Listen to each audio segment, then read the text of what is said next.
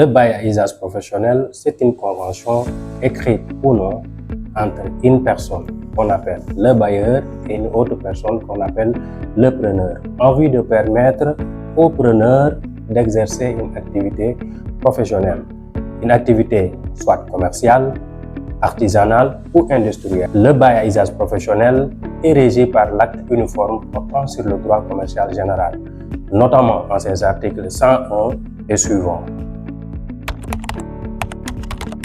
En ce qui concerne la durée du bail à usage professionnel, il faut savoir que l'acte uniforme prévoit que les parties fixent librement la durée du bail, c'est-à-dire la durée peut être déterminée comme elle peut être indéterminée. Mais attention, si le contrat n'est pas du tout écrit, c'est-à-dire un contrat verbal, on considère dans ce cas-là que c'est un bail à durée indéterminée. Ce qu'il faut comprendre ici, c'est qu'en matière de bail à usage professionnel, la forme écrite n'est pas du tout requise, c'est-à-dire ce n'est pas une condition. Le bail peut être soit écrit ou non écrit, c'est-à-dire un bail verbal. Mais attention, si le bail est verbal, dans ce cas-là, il est considéré que le bail est réputé être conclu pour une durée indéterminée. L'autre risque également de conclure un bail verbal, c'est que le bailleur a l'obligation de livrer les locaux en bon état. Si le bail est verbal, on considère que le bail est réputé être donc livré en bon état. Donc, d'où la pertinence à chaque fois qu'il faut signer un bail à usage professionnel de le faire de manière écrite. En cas de cession des droits des bailleurs, ce qu'il faut retenir ici, c'est que le nouveau bailleur à qui on a cédé les droits se substitue à l'ancien bailleur dans ses droits et également dans ses obligations. Dans ses obligations, cela veut dire qu'il est tenu de continuer à exécuter ce contrat-là qui a été signé par son prédécesseur.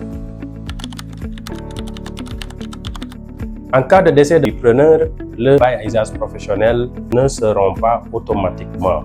Il appartient aux héritiers d'en faire la demande auprès du bailleur pour que ce contrat-là puisse continuer à s'exécuter entre les héritiers et le bailleur.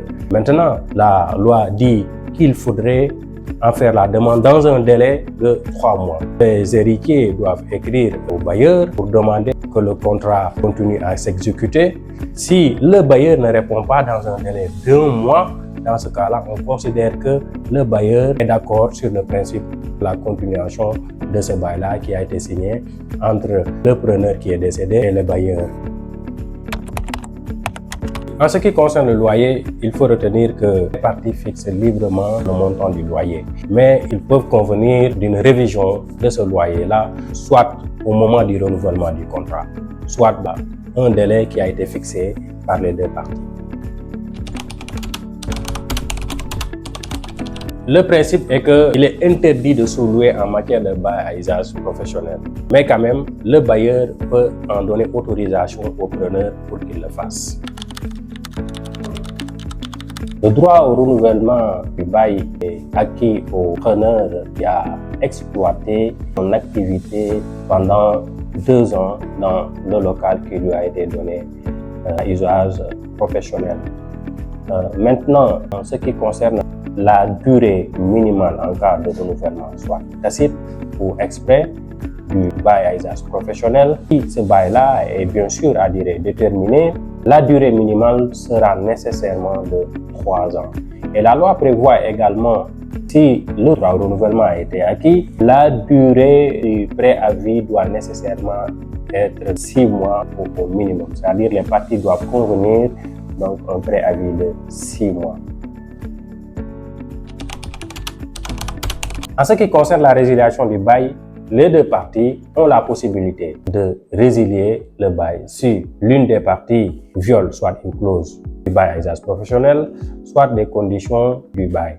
Dans ce cas-là, il faudra d'abord servir une mise en demeure d'un délai de 1 mois qui doit être faite soit par voie d'huissier ou tout autre moyen laissant trace écrite.